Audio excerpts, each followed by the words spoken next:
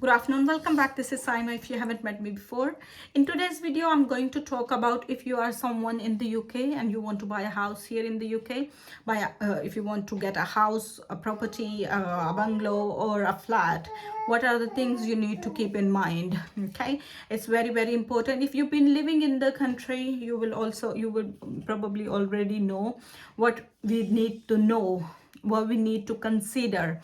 Okay, so this is all we are going to talk about. But if you are someone coming from the other country, maybe nobody told you about, or you were living in a rented house and the landlord was doing all the things for you, so it will be probably a good idea for you to watch the video to get into the insight as a landlord, what are the things you may need to be doing as a landlord. And if you are interested in this video, please watch the video till the end. Okay, so first thing I want to talk about is if you are thinking to get a house, think about the size of the property. Okay, if you have one kid or two kid, if you have a kid, one child, then probably a two-bedroom house will be okay for you.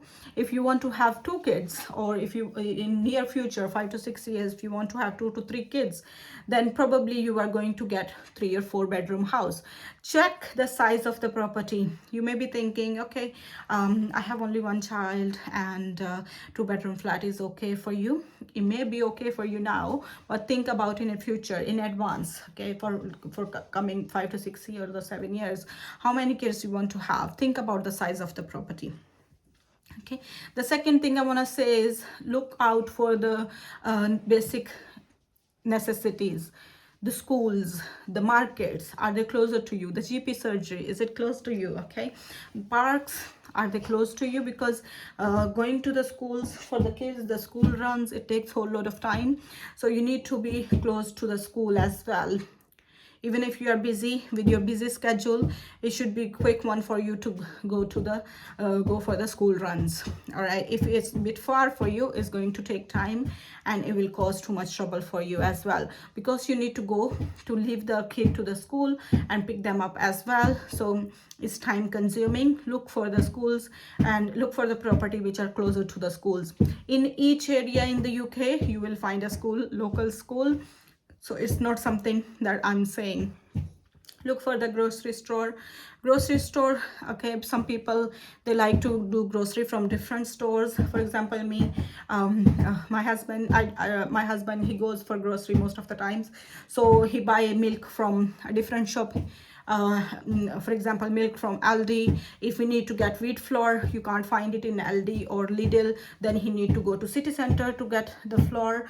And sometimes the family packs, you can only get them from Lidl or Aldi, you can't get them from Tesco's. So some people, I think it's easier because in different stores you can find cheaper items, in different stores different items on the different price scales.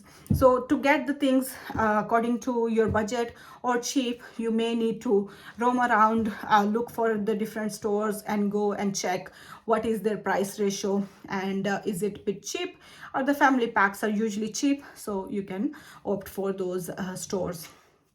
All right, and yeah, so look for the grocery store, look for the schools, and the GP surgery. Maybe you don't need to go very often for the GP surgery, but if you have kids, you will probably going for the GP surgery, isn't it? So you need to make sure that it's closer to your house. All right, and on top of that, look for the parks. That's not very important, but for the kids, when they grow up, they are always in the parks running around. Or if you have your backyards, a lot of kids, they don't like to play. My son he's almost 2.5, but he doesn't like to play in the backyard, but he wants to go to the park. So yeah, if park is closer to your house, you'll be easily going to the park. Another thing I want to mention is transport system. If the school is close, walking distance, well and good. If you get the school far, then you may need to travel. You may need to take a bus, or you may need to drive to the school, okay, which is time consuming, and also for you it will be a bit hard, right? The other thing I want to mention is look for the house. When they do the evaluation, they'll check it for you, but don't get the house closer to the petrol station or any factory or any kind of like chemical where they produce chemical or anything related to that. So because when they emit the gases, they are not good for you, not for good for your lungs, or the smoke not good for your lungs and breathing. So yeah, you need to make sure that you do that. When you choose a house, you also need to do the evaluation. So in the evaluation, they assess for that as well. If there are trees, are they going into your property? If there is any gases coming from the ground, or any kind of rays coming from the ground or in the area, so any flooding risk or anything like that, so they will assess in the evaluation. So after you get the evaluation report, if you think that that house is good for you, go for it. But if there are so many problems in the house after the evaluation report, you can still step back and then look for another house. So it shouldn't be a problem. The other thing I want to mention is when you are landlord, when you get your house, you will be doing each and everything. So plumbing, drainage, any problem you have in the house, you are not calling your landlord, you are doing it by yourself. So house insurance, you get the house insurance, you get your insurance as well. So if you want, you can get the insurance for plumbing and drainage system as well. I think nowadays I'm getting a leaflet for 50p. Okay, so it's not a lot, but if you don't want to do any contract with any company about the drainage or plumbing, then when you need someone to come and see your house, to come and if you have any problem with the toilet or something, they will come and they will charge you a lot. So it's usually 25 to 30 per hour, but it goes up to like 60 to 100 or 175 pound. I remember one time our boiler was not working, and I didn't know that for the weekend they charge you extra the emergency services. So it was weekend, the boiler was not working, no hot water was coming.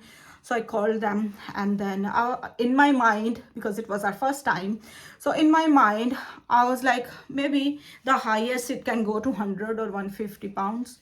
But when he came, he checked the boiler and he said it will be 375 pounds, 375 pounds.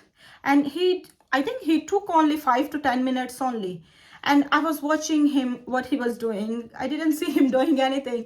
I think he just removed the pipe. Maybe he removed the air or something. I'm not very expert with the boiler, so I don't know. But since he was the expert and it was the weekend, we had to pay 375 pounds. So a lot of people, they do the service, for boiler you need to do annual service.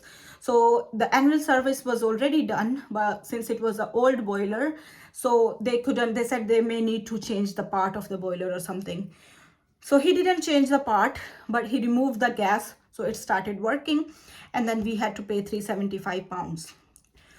That was a little bit too much. I was like, once 375 pound is too much. And he said because it's weekend, so we had to come in the emergency, it wasn't for emergency services, and that's why they're charging us double. Anyway, so that happened, and after that it happened again once. That was not weekend, so we didn't call, we just inquire, and they said if we need to change the part of the boiler, it will be like a little bit 300 to 400. So I said, okay, since it's a very old boiler, we can get a new one. So we get a new boiler, and it was everything installation and everything, it cost us nearly 3,000 recently. So if something breaks down in your house, you will be the one getting that one. So the lights, they are very dim here. Every now and then we're changing the lights because from in the living room also the lights were very dim, yellow. My husband doesn't like the yellow, so he wanted to get the bright white colored, so he changed all the lights. So you need to be the DIY expert as well, okay, because you will be doing everything. If you call someone to come and do something for you, even though it's a small bit, they will charge you a lot. I remember when we newly came here, there was a slab, wooden slab on in our kitchen. We needed to remove that, but since we didn't have any equipment, we called a builder. He came. He was really good. He didn't charge us a lot, so he to remove that wooden brick or slate, I would say it was that much big, square. So he removed it for 30 pounds. So, and that was also like very quick. He had that, maybe because of the equipment, they have the equipment, they know how to do the things. So we couldn't take it off with the iron rod. He pulled it up and then it came off, and that's it. So yeah, so anything you get or order here in the UK, you need to build it up. You can see the table at the back, the shelf, booking shelf for the books or the computer laptop. When we ordered it, we made it.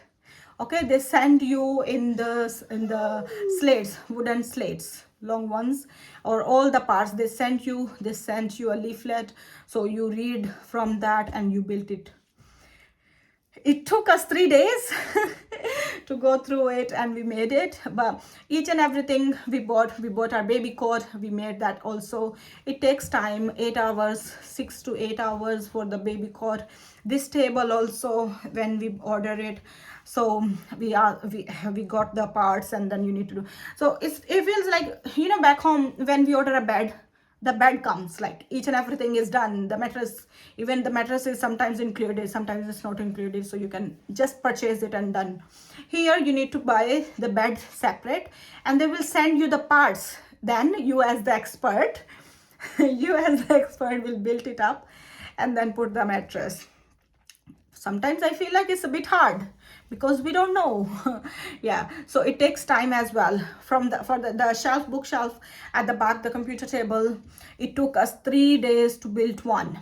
Okay, so yeah, so you need to be a little bit DIY as well to do all the things here in the UK. For the baby pram, baby cot, it also comes in parts. The cycle, the tricycle for kids, whatever you order, it comes in parts, so you need to build it up, right? So as a house owner, as the landlord, these are all the things you need to keep in mind. If you are someone who knows little bit plumbing or who knows little bit about DIY, you can manage very well. But if you don't know, even if your toilet stopped working, you need to call someone who will charge you maybe 60 to 100 pounds or 200 pounds. I remember one time there was a little bit drainage, the ceiling drainage was blocked, so we asked someone to come, and they charged us around 300, and there was one slate broken from the roof, so altogether we paid almost like 700 pounds. Yeah, so for small items, small bits, you need to pay a lot of money. Okay, since we came to this house, it's been I think it's almost, what month is March? Yeah, we came here in April, so almost a year, and we have not done much so far. But yeah, we have some plans to do. The carpets were new, we didn't change any carpets, but we had to wash them, so I didn't have the carpet cleaner, carpet expert from Shark. I bought that one for 200 pounds, so I'm using it every now and then, because when my child was sick, he was vomiting, so we had to clean the carpets, wash the carpets and everything. So I've already, like, when we came, we washed the carpets with the machine. We bought our new machine. Even you can rent it from Tesco for 30 pounds for 24 hours. But we thought, okay, now we have kids, so anytime we may need them, so we bought the machine, the carpet expert from Shark. So we are washing the carpets every now and then if we need to. And yeah, other than that, we didn't buy anything new, or we didn't change anything. We got the blinds as well. These blinds are very, very expensive. We got their receipt from the previous homeowner. They paid for it almost like 9,000 pounds. So the blinds were really good. I really like them. And also the carpets are still new. We have not changed them. And on top of that, the carpets in the on the stairs also, everything is still okay. All right, everything is still perfectly fine. They left us fans, so I'm very grateful for that as well. So you need to look for the things. You can ask your homeowner what are the things they are leaving. They left us a cooker as well, so we didn't buy any cooker. Yeah, so yeah, so you need to be you need to be mindful of the area that you go to, the area you choose. Is it closer to the bus station? Is it closer to the school, to the grocery store? Or will you be able to go to work safely? I mean, for me, I didn't like to walk too much, so my house is only 5 minutes from the bus station. Not even 5 minutes, 3 to 4 minutes. So yeah, if you drive, well and good. If you don't drive, look for the closer bus station as well for you. So these are the things. I think as a new person here in the UK, if you are going to buy a house or going to rent, going to buy a flat, these are things you need to keep in mind before buying a house. And also, if you have decided, if you have made your mind that this is the house I want to get, check, are you going to spend any money on that house? Okay, what are the extra bits that you need to spend on? Okay, and keep in mind that you need to have that money on the side. Okay, we got this house because we thought we are not going to do anything extra. Everything was all right. We liked it. In the first time when we came, we liked it. I've seen one more house that time. We didn't get that house because that was on the so that was on the bid. So I didn't get that because there was only one old person living there, and then he was in the hospital. So that house was left for 3 or 4 months alone, and the carpets were looking like rotten, and the kitchen needed some work as well. So I was thinking, okay, even though I'm getting this house for cheap, I may have to spend 5 to 10,000 on it. So these are the things also you need to keep in mind after getting that house, how much money you need to spend on that house afterwards. All right, so this is all I want to tell you about in this video. When they do the evaluation, read it thoroughly. Reading the evaluation thoroughly is very, very important, and go for the thorough investigation. There are thorough evaluation. There are two types of evaluation they do. One is the basic one, where they check the walls of the property, the ceiling or the flooring. If there is any major problem, they'll let you know.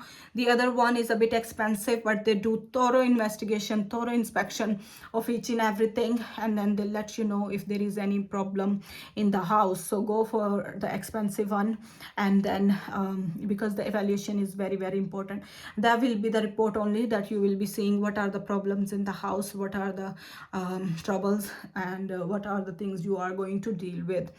All right, and also your garden. A lot of people, they go for a big garden because if you have kids, they need somewhere to play.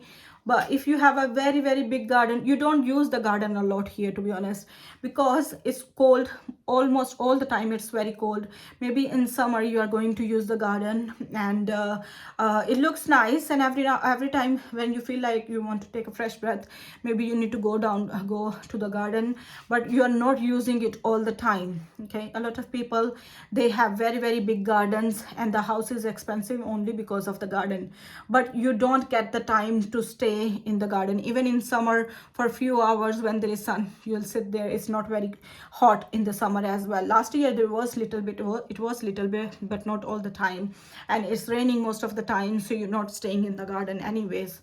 So yeah, it's totally up to you how big the house you want to get, and how expensive you want to get, because you are going to pay the mortgage throughout. And some people, they buy the house to live, some people, they buy the house to rent, and some people, they buy the house for business purposes also. So you need to know what are you doing. If you need more information about this, please let me know in the comment section. I'll see you soon in the next one. Till then, take care. Bye bye.